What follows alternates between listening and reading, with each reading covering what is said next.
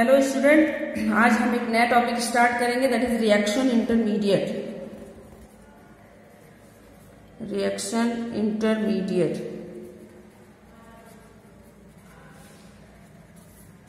ये क्या होता है, रिएक्शन इंटरमीडिएट्स क्या होते हैं, हमें यहाँ पर डिस्कस करना है। तो इसके पहले थोड़ा सा हम बताएंगे कि रिएक्शन इंटरमीडिएट्स कब बनते हैं। जब रिएक्टेंट्स जो है रिएजेंट से रिएक्ट करते हैं तो इंटरमीडिएट्स बनते हैं।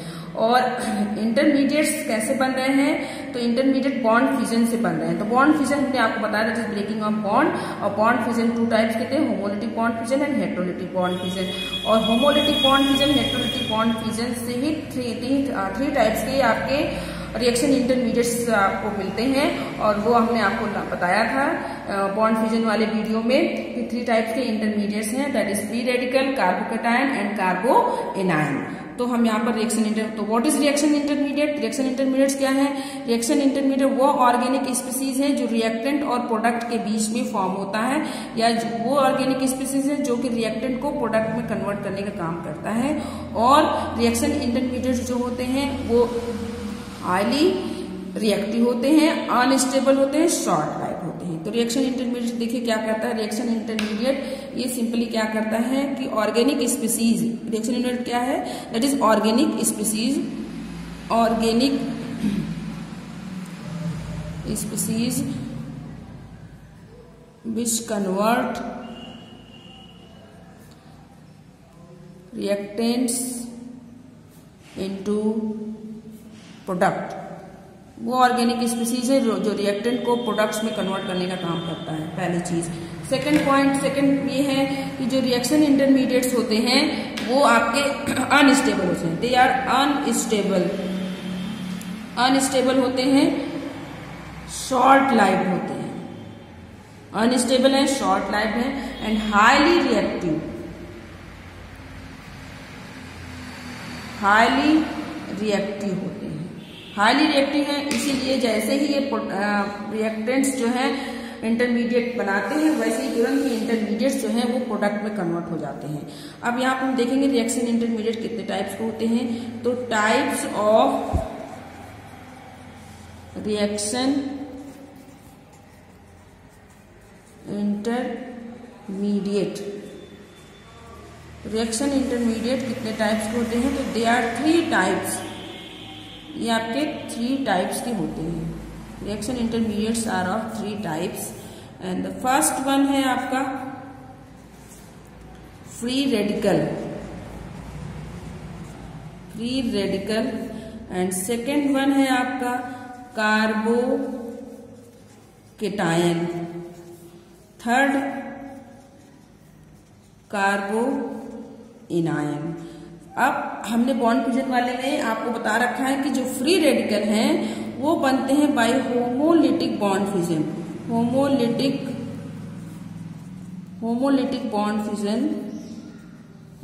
बॉन्ड फिजन होता है तो फ्री रेडिकल्स बनते हैं। और कार्बोकैटायन और कार्बोएनायन ये कैसे बनते हैं? Carbocation and कार्बोएनायन form by heterolytic bond fission, ये दोनों ही हेट्रोलिटिक बॉन्ड फिजन से बनते हैं। तो हम one by one reaction intermediate को डिस्कस करेंगे, free radical, then carbocation and the last one carbanion. तो फर्स्ट हमारा रिएक्शन इंटरमीडिएट है, first reaction intermediate that is free radical.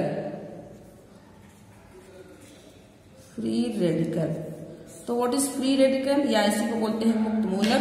तो फ्री रेडिकल क्या होता है, अभी हमने आपको बता रखा है कि फ्री रेडिकल क्या है, एटम और group of atom, first point that is atom और group of atom,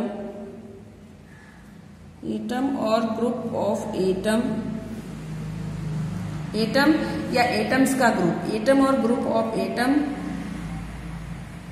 which is having unpaired electron, which is having unpaired electron। तो एटम या ग्रुप का एटम कहने का मतलब है कि एटम या एटम्स का समूह जो कि इसके पास क्या होता है, अनपेयर्ड इलेक्ट्रॉन होते हैं, उसे हम कहते हैं फ्री रेडिकल। एटम और group of atom which is having unpaired electron is known as is called free radical, इसे हम फ्री रेडिकल कहते हैं। तो फ्री रेडिकल क्या होते हैं? एटम या ग्रुप ऑफ एटम, परमाणु या परमाणुओं का समूह जिसके पास अनपेयर्ड इलेक्ट्रॉन होता है, उसे हम फ्री रेडिकल कहते हैं। अब फ्री रेडिकल को हम किससे डिनोट करते हैं? तो फ्री रेडिकल को हम, जो भी फ्री रेडिकल है तो उस एटम या ग्रुप ऑफ एटम के ऊपर डॉट से हम इसको रिप्रेजेंट करते हैं। तो कहने का मतलब है कि unpaired electron of free radical, unpaired electron of free radical represented by single dot, represented by single dot। जैसे यहीं पर हम देखेंगे सिंगल डॉट से रिप्रेजेंट किए जाते हैं। जैसे सिंपल सा हम यहाँ पर देखेंगे फ्री रेडिकल, जैसे हमारे पास हमने लिख दिया CH3 और इसके ऊपर एक डॉट, तो CH3 को क्या बोलते हैं? मेथिल। तो इसका नाम क्या हो गया? मेथिल या methyl free radical, methyl free radical. या हमने लिख दिया क्लोरीन के ऊपर एक डॉट, तो इसे हम क्या बोलेंगे? Chlorine free radical. तो इसका नाम हो जाएगा क्लोरीन फ्री रेडिकल। कहने का मतलब जो भी एटम या ग्रुप ऑफ एटम है उसके ऊपर एक सिंगल डॉट से हम फ्री रेडिकल को रिप्रेजेंट करते हैं, और जो उसका नाम होगा उसके पीछे हम फ्री रेडिकल, जैसे methyl free radical, chlorine free radical. ऐसे ब्रोमीन पे लिखा हो तो ब्रोमीन फ्री रेडिकल, आयोडीन पे हो तो आयोडीन फ्री रेडिकल, जिस पे भी लिखा होगा वो आपका फ्री रेडिकल हो जाएगा। जैसे हमने लिख दिया CH2 एंड CH3, तो ये एथिल है, इसके ऊपर एक डॉट बना दिया तो इसका नाम हो गया एथिल फ्री रेडिकल। तो ये हो गया एथिल फ्री रेडिकल। तो methyl free radical, chlorine free radical, ethyl. तो सिंपली डॉट से हम फ्री रेडिकल को रिप्रेजेंट करते हैं। एंड थर्ड इंपॉर्टेंट बात कि जो फ्री रेडिकल्स रिएक्शन इंटरमीडिएट हैं वो कैसे बनते हैं? दे आर फॉर्म बाई या they are form during homolytic bond fusion. तो दे आर या फ्री रेडिकल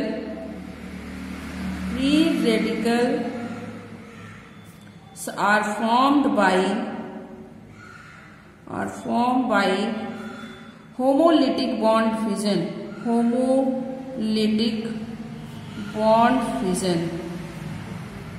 तो आपके जो फ्री रेडिकल हैं वो होमोलिटिक, इसको बिल्कुल दिमाग में रखना है कि जो फ्री रेडिकल्स होंगे वो होमोलिटिक बॉन्ड फ्यूजन से ही बनते हैं, और इसीलिए इनके ऊपर एक डॉट होता है, इनके पास एक अनपेयर्ड इलेक्ट्रॉन होता है, क्योंकि होमोलिटिक बॉन्ड फ्यूजन में दोनों एटम्स को एक एक इलेक्ट्रॉन मिलते हैं आफ्टर ब्रेकिंग ऑफ बॉन्ड या आफ्टर बॉन्ड फ्यूजन। तो ये हो गया। एंड फोर्थ इंपॉर्टेंट बात ये है कि जो फ्री रेडिकल्स होंगे, free radicals are form in presence of heat light. Free radicals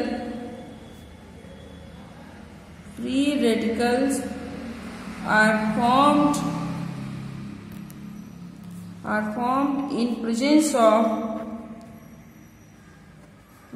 of heat,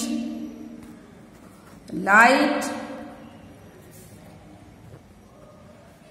electricity, इनमें से कोई एक फैक्टर, इलेक्ट्रिसिटी, पर ऑक्साइड या फिर रेडिकल, इनकी प्रेजेंस में ही ये होते हैं। कहने का मतलब जो फ्री रेडिकल्स होता है वो होमोलिटिक बॉन्ड फ्यूजन से होता है, और होमोलिटिक बॉन्ड फ्यूजन कब होगा?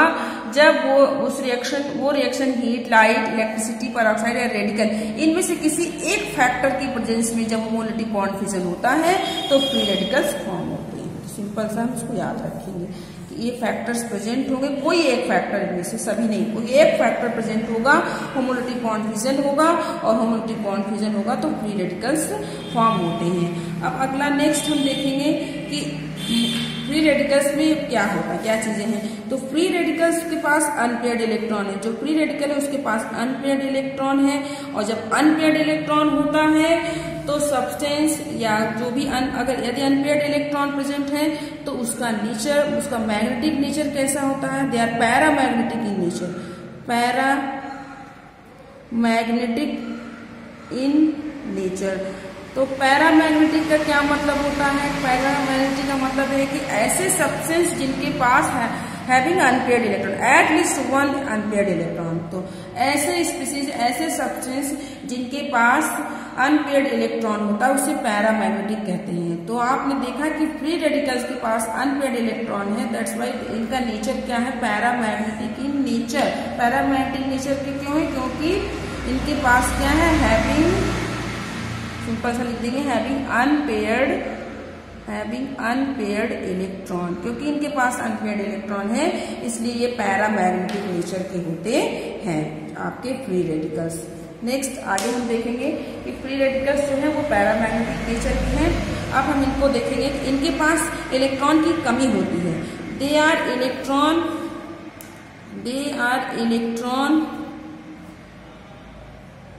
Deficient, they are electron deficient. इनके पास इलेक्ट्रॉन की कमी होती है, इलेक्ट्रॉन डिफिशियंट होते हैं। इलेक्ट्रॉन की जब कमी होगी तो ये रिएक्टिव होंगे। इलेक्ट्रॉन डिफिशियंट है कहने का मतलब इनका ऑक्टेट कंप्लीट नहीं होता है। इनके पास इनके बैलेंस शेल में 8 इलेक्ट्रॉन नहीं होते। फ्री रेडिकल्स जो होते हैं वो इलेक्ट्रॉन डिफिशियंट होते हैं, इनके पास इलेक्ट्रॉन कम होता है। कहने का सिंपल सा शब्दों का मतलब ये है कि इनके पास इनका जो ऑक्टेट होता है वो पूरा नहीं होता है। इनके बैलेंस शेल में 8 इलेक्ट्रॉन उपस्थित नहीं होते हैं, और जब इनके पास बैलेंस शेल में 8 इलेक्ट्रॉन नहीं होंगे तो ये रिएक्ट करने के लिए बिल्कुल एक्टिव होंगे। तो जब इनका ऑक्टेट पूरा नहीं है, इलेक्ट्रॉन डिफिशियंट है, तो दे आर हाईली रिएक्टिव। तो नेक्स्ट में हम देखेंगे कि दे आर हाईली रिएक्टिव। ये हाईली रिएक्टिव होते हैं। They are electron deficient and they are highly reactive. ये हाईली रिएक्टिव होते हैं, और जब हाईली रिएक्टिव होंगे तो अनस्टेबल होंगे। हाईली रिएक्टिव, जब रिएक्टिविटी ज्यादा होगी तो स्टेबिलिटी कम होती है। They are highly reactive and unstable. ये हाईली रिएक्टिव होते हैं और अनस्टेबल होते हैं, क्योंकि रिएक्टिविटी और स्टेबिलिटी एक दूसरे के इनवर्सली प्रोपोर्शनल होता है। रिएक्टिविटी और स्टेबिलिटी एक दूसरे के इनवर्सली।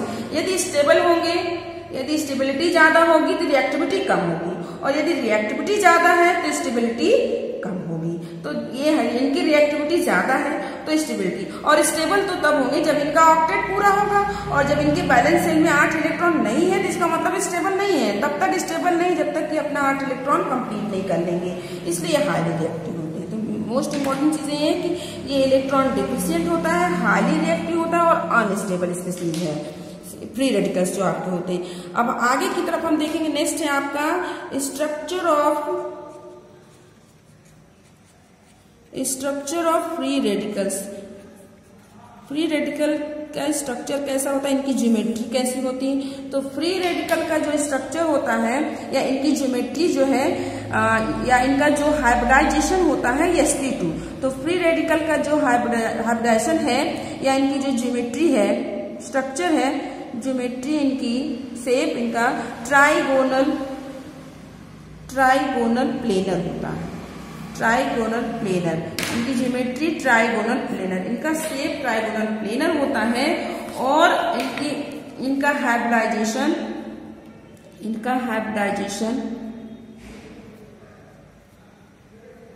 हाइब्रिडाइजेशन इनमें इसका जो कार्बन फ्री रेडिकल है इनका हाइब्रिडाइजेशन कितना होता है, दैट इज sp2। इनका हाइब्रिडाइजेशन sp2 होता है, हाइब्रिडाइजेशन sp2 फ्री रेडिकल्स की। अब हम देखेंगे जैसे हमारे पास है ये कार्बन,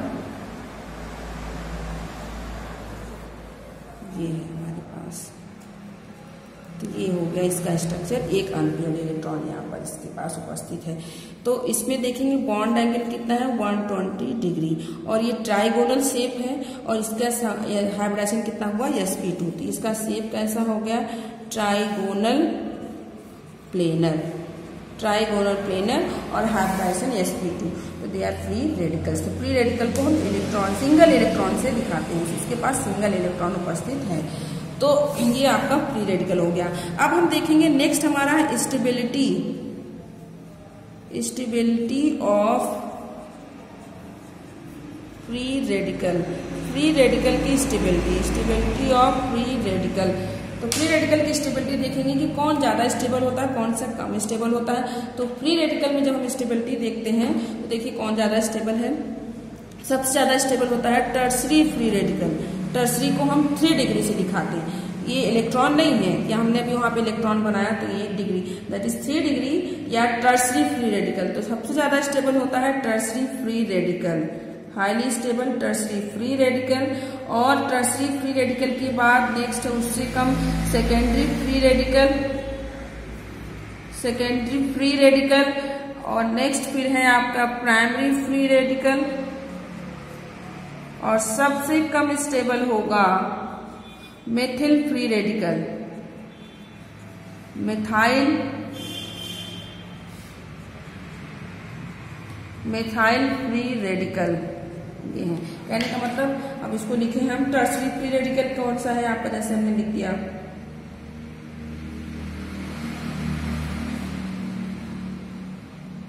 ये आपका हो गया टर्सरी फ्री रेडिकल। ये है आपका tertiary free radical, that is tertiary free radical, shortcut में लिख दिया tertiary free radical.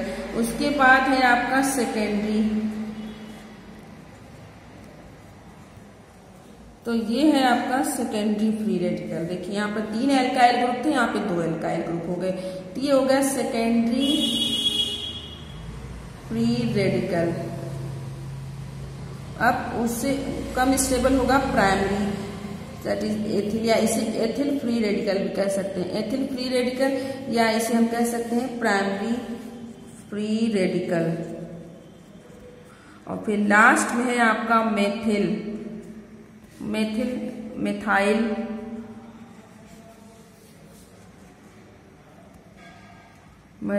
Free radical.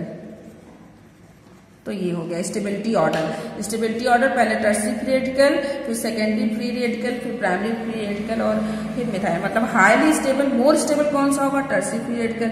सबसे लीस्ट स्टेबल कौन सा होगा, मेथाइल फ्री रेडिकल। तो ये था टोटल फ्री रेडिकल के बारे में। कहने का मतलब ये कि फ्री रेडिकल एक ऐसा रिएक्शन इंटरमीडिएट है जो जिसके पास एक अनपेयर्ड इलेक्ट्रॉन होता है, जिसकी वजह से डायमैग्नेटिक नेचर का होता है, इलेक्ट्रॉन डिफिशियंट है, इस वजह से ये हाईली स्टेबल है और ये हाईली रिएक्टिव है एंड अनस्टेबल है। और जो फ्री रेडिकल इंटरमीडिएट है वो होमोलिटिक बॉन्ड फ्यूजन से बनता है। और हमने देखा कि जो फ्री रेडिकल है वो उनकी ज्योमेट्री ट्राइगोनल प्लेनर है और हाइब्रिडाइजेशन sp2 होता है। स्टेबिलिटी का ऑर्डर देखते हैं तो tertiary free radical is highly stable, फिर secondary free radical, primary free radical and methyl free radical. तो यहाँ पर हमारा फ्री रेडिकल इंटरमीडिएट का टॉपिक खत्म होता है। हम नेक्स्ट वीडियो में स्टार्ट करेंगे second reaction intermediate, that is carbocation.